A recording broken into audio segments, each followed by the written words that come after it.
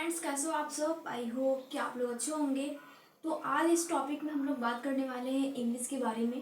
तो देखेंगे कि बहुत से जो स्टूडेंट का ये सवाल है, क्या यूपीएससी में जो आईएएस का पेपर एग्ज़ाम हम लोग देते हैं, क्या उसमें इंग्लिश का भी पेपर होता है। और अगर इंग्लिश का पेपर होता भी है तो कहाँ से उसमें कहाँ कहाँ से क्वेश्चन पूछे जाते हैं, कितने क्वेश्चन पूछे जाते हैं। ठीक है, ग्रामर कितना आता है, क्या बेसिक ग्रामर कितना आ सकता है उसमें। तो बाकी जो लोगों का सवाल है, जो काफ़ी स्टूडेंट का सवाल है इंग्लिश को लेकर के। और बहुत से स्टूडेंट ये भी कहते हैं कि क्या इंग्लिश नहीं आती है, मुझे इंग्लिश नहीं आती, मेरा इंग्लिश वीक है, तो क्या हम यूपीएससी क्लियर कर सकते हैं कि नहीं। बाकी लोगों का बहुत से सवाल है। तो आज हम देखते हैं कि आखिरकार इंग्लिश पूछा जाता है, कितने नंबर का होता है, कितना परसेंट लाना इंपॉर्टेंट होता है, और क्या इंग्लिश का एग्ज़ाम जो होता है क्या उसे हम पास कर सकते हैं या नहीं। ये सारी बातें आज इसमें हैं, तो हम ये ही कुल मिला के बात करने वाले इंग्लिश पर। ठीक है, तो हम आपको बता दें, इंग्लिश को लेकर ज़्यादा घबराना नहीं है। आपको इतना पता होना चाहिए कि इंग्लिश का जो पेपर होता है वो क्वालिफाइंग पेपर होता है। जब तक आपका क्वालिफाइंग पेपर इंग्लिश का पेपर चेक नहीं हो जाता, तब तक आपके मेंस के जो पेपर्स होते हैं वो चेक नहीं किए जाते। ठीक है, इंग्लिश को लेकर के आपको उसमें कहते हैं कि 75 अंक लाने होते हैं। 75 अंक में से जिसमें से 25% आपको लाना होते हैं पास मार्क के लिए। ठीक है, लेकिन आपको एक बात ध्यान रखना है कि जहाँ तक इसका बात अगर की जाए कि इसमें आप सोचेंगे कि सिर्फ 75 नंबर लाने हैं, है ना, सिर्फ 75 नंबर लाने हैं और जिसमें से आपको 25% चाहिए। ठीक है, तो इसका मतलब ये नहीं है कि आप इंग्लिश को एकदम हल्के में लें। ठीक है, आप इतना दिमाग लगा सकते हैं कि अगर आपको इतना कम नंबर लाने का उसमें चांस दिया जा रहा है, मानो कि इसमें अगर 2 ही सवाल पूछे जा रहे हैं इंग्लिश में, तो हो सकता है कि वो सवाल काफ़ी डिफिकल्ट हो, है ना। इजी तो देगा नहीं। अगर आपको कम सवाल उसमें पूछे जा रहे हैं तो ये भाई जाहिर सी बात है कि वो सवाल काफ़ी डिफिकल्ट हो सकते हैं। तो इस वजह से आपको इंग्लिश को हल्के में नहीं लेना है। लेकिन हाँ, आपको इतना ध्यान में रखना है कि इंग्लिश आपको इतना बेसिक आना चाहिए। ठीक है, और पूछता क्या है उसमें, सिर्फ और सिर्फ ग्रामर से सवाल आते हैं, पैसेज वगैरह होता है, टॉनिम्स पूछा जाता है, बस यही सब सवाल उसमें पूछे जाते हैं, जो कि मैंने यहाँ पे लिखा है। तो चलिए देख लेते हैं। आज जो बहुत से लोगों का सवाल था कि इंग्लिश नहीं आती है, तो मेरा इंग्लिश वीक, एकदम कमज़ोर है, वीक, एकदम वीकनेस, एकदम मुझे नहीं आता, क्या हम एग्ज़ाम क्लियर कर सकते हैं कि नहीं, बहुत लोगों का सवाल था ना। तो वही आज हम लोग इसी पे बात करने वाले हैं। आज क्लियर हो जाएगा कि आखिरकार जो जिन लोगों को इंग्लिश नहीं आती, क्या वो एग्ज़ाम दे सकते हैं। इंग्लिश नहीं आती बात ठीक है, लेकिन आ सकती है अगर आप चाहेंगे तो। और इतना तो कॉमन बात है कि इतना इंग्लिश आना चाहिए। ठीक है, और ग्रामर से ही सवाल पूछे जाते हैं, कोई बाहरी टॉपिक से नहीं होता उसमें। आपके कोई ऐसा नहीं है कि किसी बुक में से आपके सवाल पूछे जाते हैं, कोई स्टोरी पूछी जाती हो, नहीं। उसमें ग्रामर पूछे जाते हैं, कुछ सेंटेंस दिए होते हैं जिन्हें आपको कुछ रिक्त स्थान रहते हैं जिन्हें आपको भरना होता है, और कुछ एंटोनिम्स, विलोम शब्द पूछे जाते हैं, कुछ उसमें वर्ड्स दिए रहे होंगे। तो आपको चलिए हम आपको बता देते हैं कि आखिरकार उसमें सवाल पूछता कैसे है, कौन कौन सा सवाल आता है। ठीक है, तो यहाँ पे जो आप लिखा हुआ देख रहे हो ना, यहाँ पे वही चीज़ लिखा है। ठीक है, यहाँ पे पेपर ही मैंने आपका लिखा है जो इंग्लिश का है। अब उस पेपर में पूछता क्या है, कैसे पूछता है, ये सब हम आगे देखेंगे। ठीक है, तो यहाँ पे देखिए लिखा क्या है, इंग्लिश का है, ये पूरा इंग्लिश का ही सवाल है। ठीक है, यहाँ पे लिखा है, देखिए सबसे पहला सवाल उसमें आपको पूछेगा, उसमें ऐसे पूछेगा, right an essay in about 1600 words and any on off the following topics. ठीक है, तो सबसे पहले आपको इंग्लिश में आप देखेंगे, सबसे पहले आपको जो फर्स्ट क्वेश्चन मिलेगा वो ऐसे ही लिखा हुआ मिलेगा। ठीक है, उसमें ऐसे ही लिखा रहेगा, right an essay in about 1600 words and any on off the following topics. ठीक है, तो यहाँ पे आपको सबसे पहले देखना है क्या है, तो आपको पहला सवाल जो उसमें दिया रहेगा उसमें आपको ए से, यहाँ बात देखिए यहाँ पे लिखा है ए से मतलब क्या है, तो निबंध। आपको सबसे पहले उसमें निबंध पूछेगा। अब निबंध क्या उसमें पूछेगा, किस टॉपिक पर पूछेगा, वो तो आपको वहाँ पे वो देगा कि किस टॉपिक को आपको, किस टॉपिक पर आपको लिखना है। ठीक है, वहाँ आपको 4 टॉपिक्स दिए जाएंगे, जिसमें से 1 या 2 निबंध आपको लिखना होता है 1600 वर्ड्स में, मतलब कहें तो 600 शब्दों में। लेकिन ये बात भी फेक हम लोगों ने सुना था कि 1000 शब्दों में लिखना होता है। नहीं, 1000 शब्द में आपको ऐसे नहीं लिखना होता, सिर्फ 600 वर्ड्स में आपको ऐसे लिखना होता है, 1 से 2। ठीक है, और क्या किस पे लिखना रहेगा वो आपको वहाँ पे टॉपिक दिया रहेगा। ठीक है, क्वेश्चन पेपर में। अब देखो, ये तो फर्स्ट क्वेश्चन था, पहला आपको ऐसे पूछा जाता है। तो ऐसे तो आप कॉमन बात है कि आप ऐसे लिख ही सकते हैं, कोई भी टॉपिक हो गया। ठीक है, अगर आप ऐसा आपको लगता है कि हम नहीं लिख सकते, मुझे इंग्लिश नहीं आती है, तो ऐसा भी हो सकता है कि आप प्रीवियस पेपर देखें, उसमें जो भी आपको ऐसे दिया हुआ हो उसमें पहले से ही आप उस पर आप प्रैक्टिस करिए लिखने की, तो हो सकता है ऐसे आपका ऐसे कंप्लीट हो सकता है। ठीक है, दूसरा सवाल इसमें दिया है, यहाँ पे देखिए, यहाँ पे दिया है रीड। ठीक है, यहाँ पे दिया है read carefully the passage given below and write your answer to the questions that follow in clear correct and concise language. ठीक है, कॉन्साइज मतलब होता है संक्षिप्त। ठीक है, मतलब कि छोटे शब्दों में। तो यहाँ पे क्या कहने का, देखो पेपर में आपको ऐसे दिया रहेगा, ये मैंने पेपर ही लिखा है, नीचे वहाँ पे उस क्वेश्चन क्या देगा वो मैंने नहीं लिखा, बस यहाँ पे मैंने मेन जो हेडलाइंस थी पेपर में, जो क्वेश्चन पूछेगा किस तरीके से, वो ही मैंने यहाँ पे लिखा है। तो यहाँ पे आपको जो दूसरा सवाल उसमें पूछा जाएगा यही पूछा जाएगा, ऐसे ही पूछेगा, रीड केयरफुली द पैसेज। तो यहाँ पे देखो, यहाँ पे दूसरे जो आपको दूसरा क्वेश्चन पूछा जाएगा उसमें आपको पैसेज पूछे जाएंगे। ठीक है, जैसे आप लोग जैसे 10th और 12th में नहीं करते हो आप लोग कि उसमें पैसेज दिया रहता है, फिर आपको पढ़ के फिर उसमें कुछ क्वेश्चंस भी दिए हुए होते हैं जो आपको करना होता है। ठीक है, तो यहाँ पे भी उसमें आपके एग्जाम में भी ऐसे, इसमें भी है, यूपीएससी में भी है।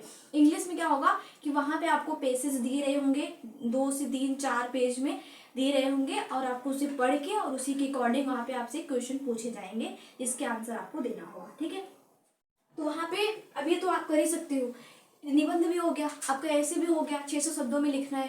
ठीक है, ये भी लिख सकते हो आप कंप्लीट, अगर आपको इतना कॉमन इंग्लिश आती ही होगी, है ना। और अगर नहीं भी आती है तो प्रैक्टिस करिए तो आ जाएगी। ठीक है, और फिर ग्रामर ही सब कुछ है, ग्रामर। और उसके बाद जो दूसरा सवाल पूछेगा, दूसरे सवाल में आपको पेसेज पूछा जाता है, पेसेज जो कि 2 से 4 पेज में होता है, और वहाँ पे आपको क्वेश्चन भी वहाँ पे लिखा हुआ रहेगा पेसेज के अनुसार। तो उसको पेसेज जो होता है उसको आपको पढ़ना होगा, पढ़ने के बाद उसमें जो क्वेश्चन नीचे पूछा गया होगा आपको उसके अनुसार उसके आंसर आपको देना होगा। ठीक है, तो यहाँ पे दूसरा पेसेज आता है। ठीक है, यहाँ पे देखो क्या लिखा है, मैं फिर से पढ़ देती हूँ, आपको शायद इसमें क्लीन ना दिखता हो, छोटा वर्ड लिखा है यहाँ पे लिखा है, read carefully the passage given below and write your answer to the questions that follow in clear correct and concise language. मतलब आपको कॉन्साइज, यहाँ पे देखो जो लिखा है ना, यहाँ पे लिखा है कॉन्साइज लैंग्वेज, मतलब संक्षिप्त भाषा में आपको लिखना है, छोटे शब्दों में लिखना है,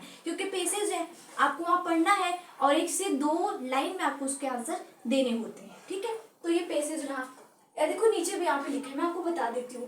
देखो इसका मतलब ये है, जो यहाँ पे लिखा है कि read carefully the passage given below and write your answer to the question that follow in clear correct and concise language. इसका मतलब ये है कि नीचे वहाँ पे आपको ऐसे नीचे कुछ दिया हुआ, इसका मतलब ये है कि नीचे दिए गए गद्यांश को सावधानी से पढ़े और आगे आने वाले प्रश्नों के उत्तर स्पष्ट, सही और संक्षिप्त भाषा में लिखें। ठीक है, तो वहाँ पे आपको ऐसे जो क्वेश्चन पूछेगा ऐसे ही दिया रहेगा, और उसके नीचे आपको 2 से 4 पेज में पेसेज रहेंगे, जिसे आपको पढ़ के उसके आंसर वहाँ पे 5 से 6 क्वेश्चन आपके पूछे जाएंगे।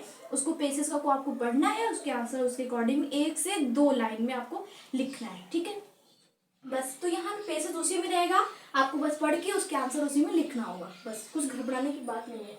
ये रहा दूसरा सवाल। अब देखो तीसरा क्या दिया है, तीसरा इसमें ये पूछता है, पहला तो ऐसे पूछेगा, दूसरा आपको पेसेज पूछेगा, और तीसरा क्या पूछता है वो देखते हैं। यहाँ दिया है, make a precis of the following passage in about on third of its length, do not given a title to it, the precis should be written in your best words. ठीक है, तो यहाँ पे इसका मतलब ये है, ये कह रहा है वहाँ पे आपको कुछ निम्नलिखित, मतलब वहाँ पे कुछ नीचे कुछ लिखा हुआ रहेगा, निम्नलिखित परिच्छेद का संक्षिप्त उसकी लंबाई के लगभग 1/3 भाग में बनाए, इसे शीर्षक न दे, संक्षिप्त को अपने मतलब आपके अपने शब्दों में लिखा जाना चाहिए। तो यहाँ पे ये कह रहा है कि वहाँ पे भी यहाँ पे लिखा है कि निम्नलिखित, मतलब इसमें कह रहा है, देखो यहाँ दिया है ना फॉलोइंग पैसेज, मतलब जो नीचे कुछ लिखा हुआ रहेगा, नीचे जो परिच्छेद लिखा रहेगा उसको कह रहा है। निम्नलिखित परिच्छेद का संक्षिप्त उसकी लंबाई के लगभग 1/3 मतलब 1/3 भाग में उसके आंसर आपको देने हुए होंगे। वहाँ पे भी ये भी पैसेज ही रहेगा, ये भी पैसेज ही रहेगा, बस आपको पढ़ के उसके आंसर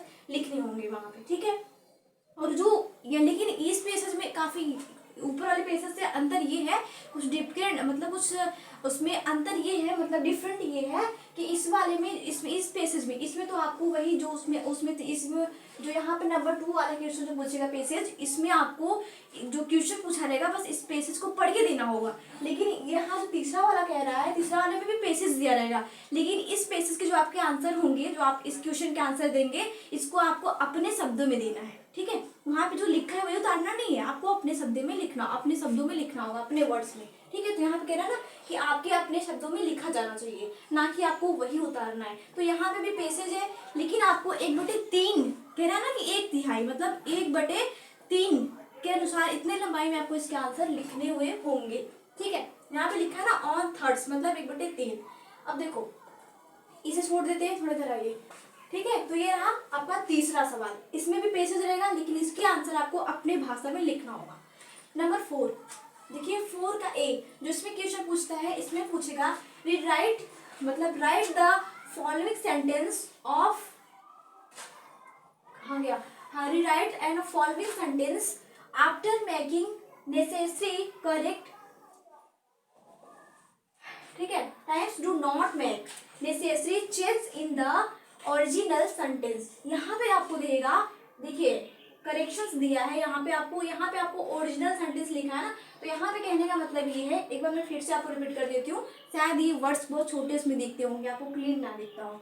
यहाँ पे दिया है राइट द फॉलोइंग सेंटेंस, ठीक है, after making, right the following sentence after making necessary corrections, do not make necessary change in the original sentence. मतलब आपको यहाँ कह रहा है ना चेंज द ओरिजिनल सेंटेंस, मतलब आपको इसको चेंज करना है जो रियल इसके सेंटेंस है उसमें। कहने का मतलब यहाँ है कि उसमें भी ऐसे लिखा है, इसका पूरा सेंटेंस मैं आपको बता दूं, इसमें लिखा है कि निम्नलिखित वाक्यों में आवश्यक सुधार करने के बाद पुनः लिखें, मूल वाक्यों में अनावश्यक परिवर्तन न करें। वहाँ पे आपको कुछ सेंटेंस दिया गया होगा, ठीक है, यहाँ पे तो लिखा नहीं है, वहाँ पे आपको कुछ सेंटेंस दिया गया होगा नीचे, फिर उसमें आपको देखना है कि इसमें मिस्टेक कहाँ है। ठीक है, उसमें जहाँ उसके आपको गलतियाँ करके दिया गया होगा, क्योंकि आपको उसे सुधारना होगा, फिर उसको सही बनाने के बाद आपको उसको लिखना होगा। लेकिन वहाँ जो पहले से जो आपको सेंटेंस दिया गया होगा उसमें आपको कुछ अनावश्यक परिवर्तन, मतलब उसका जो मूल सेंटेंस है उसमें आपको कोई चेंजिंग नहीं करना है। अगर आप उसको चेंज करेंगे, उसको सही बनाएंगे, तो आपको फिर से वहाँ पे लिखना है। आपको उसको वहाँ पे पहले सेंटेंस दिया गया होगा, आपको उसको पढ़ के सही करके लिखना है, बस इतना करना है। ठीक है, तो यहाँ पे क्या पूछेगा, यहाँ पे आपको पूछेगा सेंटेंस। ठीक है, कुछ वहाँ पे आपको सेंटेंस दिए गए होंगे जिसे आपको सही करके लिखना है, बस। तो ये रहा क्वेश्चन 4, ऐसे पूछेगा आपको इसमें। ठीक है, अब नंबर 4 का बी देखते हैं। अभी तो ए देखा, बी देखिए, इसमें लिखा है सप्लाई द मिसिंग वर्ड्स। देखो इसमें भी खेल क्या है, इसमें भी आपको सेंटेंस ही पूछेगा।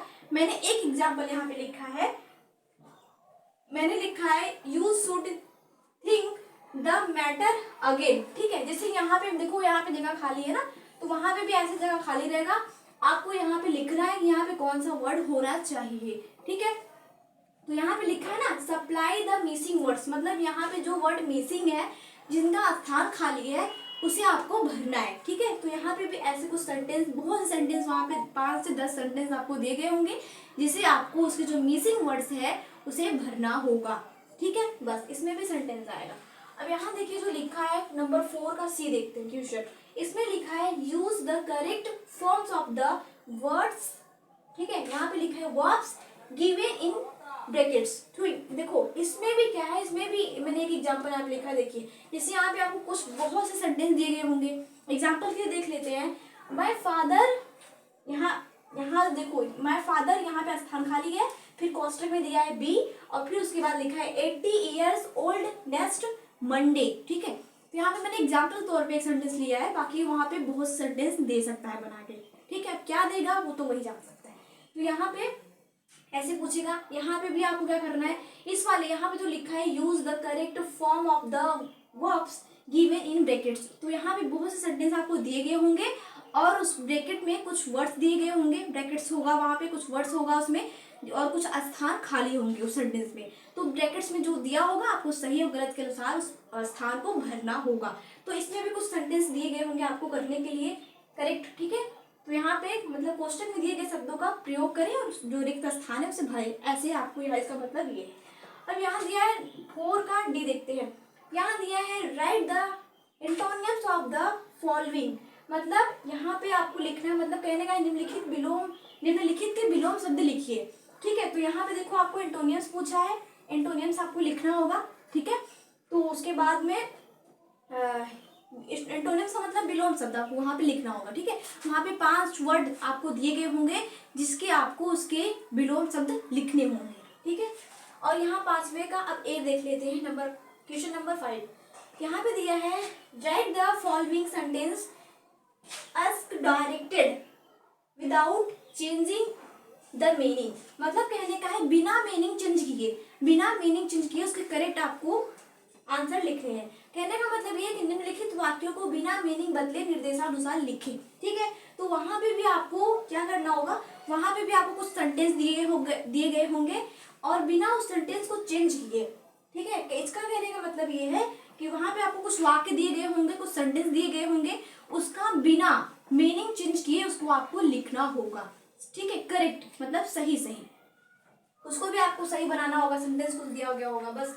अब क्वेश्चन नंबर 5 का बी देखते हैं। इसमें क्या पूछा है, इसमें पूछा है use the following words to make sentences that bring out the meaning clearly, do not change the form of the words. कहने का मतलब ये है, इसमें कह रहा है कि अर्थ बताने वाले वाक्य बनाने के लिए निम्नलिखित शब्दों का प्रयोग करें, स्पष्ट रूप से शब्दों का अर्थ न बदले। तो वहां पे भी यहाँ देखो, वहां पे आपको कुछ ऐसे वर्ड्स दिए गए होंगे जिसके अर्थ निकलते होंगे। ठीक है, जैसे कि अभी एग्जाम्पल पे मैंने कुछ लिखा नहीं है तो मैं आपको बता दें।